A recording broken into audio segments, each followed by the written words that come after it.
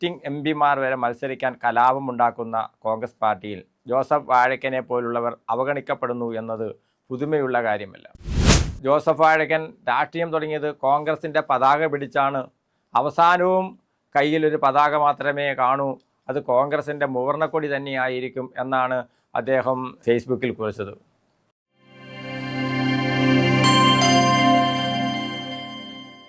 നമസ്കാരം. Joseph വാഴക്കനെ Congress party ചതിക്കുന്നത് രണ്ടാം തവണയാണ്. ഇക്കുറി നിയമസഭയിൽ ഒരു സീറ്റ് അദ്ദേഹം ഉറപ്പായും പ്രതീക്ഷിച്ചതാണ്. എന്നാൽ കപ്പിനും ചുണ്ടിനും ഇടയിൽ എന്ന് പറയുന്നത് പോലെ അത് നഷ്ടപ്പെട്ടിരിക്കുന്നു. KSUവിൻ്റെ സംസ്ഥാന പ്രസിഡന്റ്, യൂത്ത് കോൺഗ്രസ് സംസ്ഥാന ജനറൽ സെക്രട്ടറി, വൈസ് പ്രസിഡന്റ്, രാഷ്ട്രീയകാര്യ സമിതി അംഗം, 2004 മുതൽ 2021 വരെ പാർട്ടിയുടെ വക്താവ് എന്നീ നിലകളിലെല്ലാം പ്രധാന നേതാവായിരുന്ന ജോസഫ് വാഴക്കൻ എന്തുകൊണ്ട് ഇങ്ങനെ ചതിക്കപ്പെടുന്നു എന്നത് ഒരു ചോദ്യം തന്നെയാണ്. ഉത്തരം സംശയരഹിതമാണ്. മാന്യനായ ഒരു കോൺഗ്രസ് നേതാവാണ് ജോസഫ് വാഴക്കൻ. മുള്ളുമുരട് മൂർഖൻ പാമ്പ് മുതൽ സിറ്റിംഗ് MPമാർ വരെ മത്സരിക്കാൻ കലാപമുണ്ടാക്കുന്ന കോൺഗ്രസ് പാർട്ടിയിൽ ജോസഫ് വാഴക്കനെ പോലുള്ളവർ അവഗണിക്കപ്പെടുന്നു എന്നത് പുതുമയുള്ള കാര്യമല്ല. അദ്ദേഹം ആദ്യം MLA ആയത് മൂവാറ്റുപുഴയിൽ നിന്നാണ്. മൂവാറ്റുപുഴയുമായി ഇന്നത്തേതുപോലെ ബന്ധമില്ലാതിരുന്ന കാലത്ത് അന്നത്തെ MLA ആയിരുന്ന ബാബു പോളിനെ 5163 വോട്ടിന് തോൽപ്പിച്ചാണ് ജോസഫ് വാഴക്കൻ MLA ആയത്. മൂവാറ്റുപുഴയിലെ CPIയുടെ ഏറ്റവും സമുന്നതനായ നേതാവാണ് ബാബു പോൾ. 2006 തെരഞ്ഞെടുപ്പിൽ 13,000-ലേറെ വോട്ടിന് വിജയിച്ച ബാബു പോൾ മികച്ച പ്രവർത്തനമായിരുന്നു മണ്ഡലത്തിൽ നടത്തിയത്.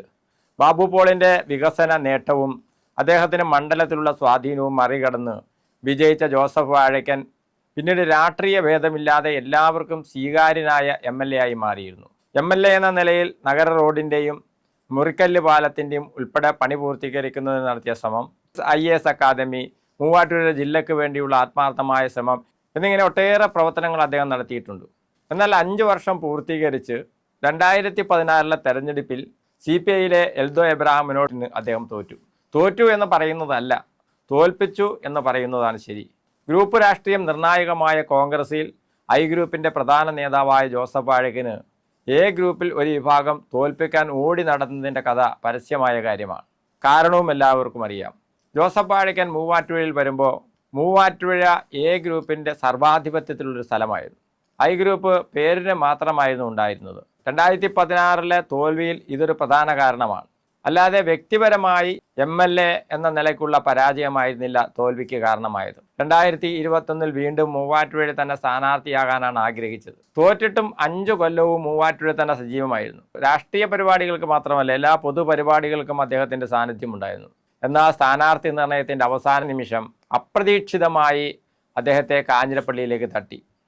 മറ്റേതെങ്കിലും നേതാവായിരുന്നുവെങ്കിൽ ഈ അട്ടിമറിയെ ഇങ്ങനെ പ്രതിഷേധമില്ലാതെ സ്വീകരിക്കുമായിരുന്നില്ല.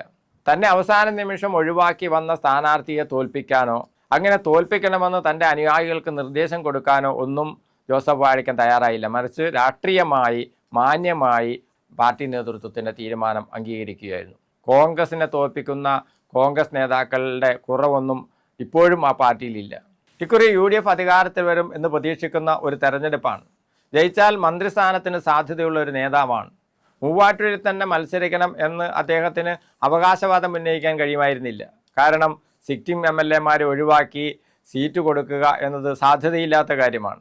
ഒരു നിയമസഭാ മണ്ഡലത്തിലും അങ്ങനെ ഒരു തീരുമാനം കോൺഗ്രസ് എടുത്തിട്ടില്ല. ചില ആളുകളെ ഇപ്പോൾ പാലക്കാട് രാഹുൽ മാങ്കൂട്ടത്തെയും പെരുമ്പാവൂർ എൽദോസ് കുന്നപ്പള്ളിയൊക്കെ മറ്റ് കാരണങ്ങളാൽ ഒഴിവാക്കിയതൊഴിച്ചാൽ ഒരു സിറ്റിംഗ് MLAമാരെ മാറ്റി ഒറ്റൊരു നേതാക്കളെയും ഒരു സ്ഥലത്തും മത്സരിപ്പിച്ചിട്ടില്ല. എന്നാൽ എറണാകുളം, കോട്ടയം, ഇടുക്കി ജില്ലകളിൽ ഏതെങ്കിലും ഒരു സീറ്റ് ഉറപ്പായും ജോസഫ് വാഴക്കൻ പ്രതീക്ഷിച്ചിരുന്നു എന്നാണ് ഞാൻ മനസ്സിലാക്കുന്നത്. അത് ഒടുവിൽ ഏറ്റുമാനൂരിലാണ് എത്തി നിന്നത്. ഏറ്റുമാനൂരിൽ നേതൃത്വം ഉറപ്പു നൽകിയതുകൊണ്ടാണ് ലക്ഷക്കണക്കിന് പോസ്റ്ററും ഫ്ലെക്സും അടിച്ചത് എന്നാണ് ജോസഫ് വാഴക്കൻ മാധ്യമങ്ങളോട് പറഞ്ഞത്. ഇപ്പോൾ അത് വലിയ വാർത്തയായിട്ടുണ്ട്. അദ്ദേഹം ഫേസ്ബുക്കിൽ കുറിച്ചത് ഞാനൊന്ന് വായിക്കാം. ഈ പാർട്ടി എനിക്ക് എൻ്റെ അമ്മയെപ്പോലെയാണ്. ജില്ലാ പഞ്ചായത്ത് മെമ്പർ സ്ഥാനം തൊട്ട് കേരളത്തിൻ്റെ നിയമസഭയിൽ പ്രവർത്തിക്കാൻ അവസരം തന്നതും പാർട്ടിയാണ്. ഇന്ന് കേരളത്തിൽ കോൺഗ്രസിൻ്റെ മുഖമായി നിൽക്കുന്ന നേതാക്കളോടൊപ്പം ഏതാണ്ട് 5 പതിറ്റാണ്ടായി ചോരയും നീരും പാർട്ടിക്ക് വേണ്ടി സമർപ്പിച്ച വ്യക്തിയാണ് ഞാൻ. തെരഞ്ഞെടുപ്പുമായി ബന്ധപ്പെട്ട് ഏറ്റുമാനൂർ സീറ്റ് ശ്രദ്ധിക്കണമെന്ന് നേതൃത്വമാണ് എന്നോട് ആവശ്യപ്പെട്ടത്. ആ വാക്കനുസരിച്ച് ഏറ്റുമാനൂരിൽ ആദ്യഘട്ടവും 2ാം ഘട്ടവും കടന്ന് പ്രവർത്തനം മുന്നോട്ട് പോയിരുന്നു. സ്ഥാനാർത്ഥിത്വത്തിൽ ഒറ്റ പേര് മാത്രമേ ഉള്ളൂ എന്ന് നേതൃത്വം അവസാന നിമിഷവും അറിയിച്ചതിനെ തുടർന്ന് തെരഞ്ഞെടുപ്പ് പ്രവർത്തനം വളരെയേറെ മുന്നോട്ട് പോയിരുന്നു. കാരണം ഇലക്ഷന് വളരെ കുറച്ച് ദിവസം മാത്രമേ ഉള്ളൂ എന്നതുകൊണ്ടാണ്. അവസാന നിമിഷം തീരുമാനം മാറ്റുമ്പോൾ സ്വാഭാവികമായും ഉണ്ടാകുന്ന മാനസിക ബുദ്ധിമുട്ട് നേതൃത്വത്തോട് പ്രകടിപ്പിച്ചു എന്നത് സത്യമാണ്. എന്നാൽ അത് പാർട്ടിയുടെ ഏതെങ്കിലും തരത്തിലുള്ള മുന്നോട്ട് പോകിന് തടസ്സമോ ബുദ്ധിമുട്ടോ സൃഷ്ടിക്കുന്ന തരത്തിലുള്ള നിലപാടല്ല. പിണറായി ഭരണത്തിൽ നിന്നും കേരളത്തെ രക്ഷിക്കുക എന്ന വലിയ ലക്ഷ്യത്തോടെയുള്ള യാത്രയിൽ നാം ഒറ്റക്കെട്ടായി നിലകൊള്ളേണ്ട സമയമാണിത്.